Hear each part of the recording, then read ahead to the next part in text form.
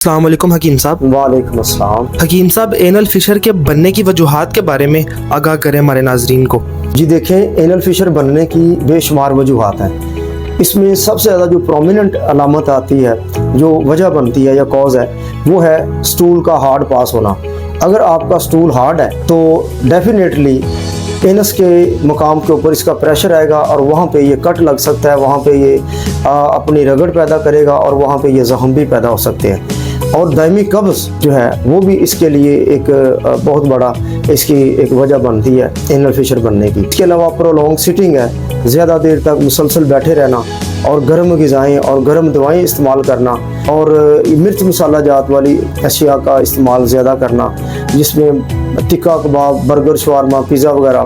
اسی طرح بازاری کھانے جو ہیں وہ بھی اینل فشر کے بننے میں بہت زیادہ رول پلے کرتے ہیں۔ اور لیک آف فزیکل ایکٹیویٹی، یعنی کہ ایکسرسائز وغیرہ نہ کرنا اور سستی سے زندگی گزارنا، اور یہ ساری جو چیزیں ہیں، مثلا رات آپ لیٹ جاگتے ہیں اور صبح لیٹ آپ اٹھتے ہیں، تو یہ بھی ایک چیز جو ہے وہ آپ کی رول پلے کرتی ہے۔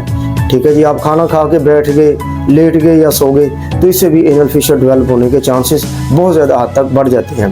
اس کے علاوہ اینل فشر بننے کی وجوہات میں معدے اور آنتڑیوں کی بیماریاں اور مختلف مسئلے مسائل ہیں جس سے اینل فشر ڈیولپ ہو سکتا ہے۔ پھر اسی طرح ٹوائلٹ میں زیادہ دیر تک مسلسل بیٹھے رہنا اور سٹول پاس کرتے وقت سٹرین کرنا یا زور لگانا، اس سے بھی اینل فشر بننے کے جو ہے وہ چانسز بہت زیادہ حد تک بڑھ جاتے ہیں۔ تو لہٰذا میری میڈیکل ریکمنڈیشنز ہیں کہ آپ ٹوائلٹ میں زیادہ دیر تک مت بیٹھا کریں اور سٹول پاس کرتے وقت سٹرین مت کریں یا زور نہ لگائیں، اور اپنے سٹول کو سافٹ رکھیں تاکہ سٹول پاس کرتے وقت وہ ایزیلی فلش آؤٹ ہو جائے اور وہ آپ کو زور نہ لگانا پڑے۔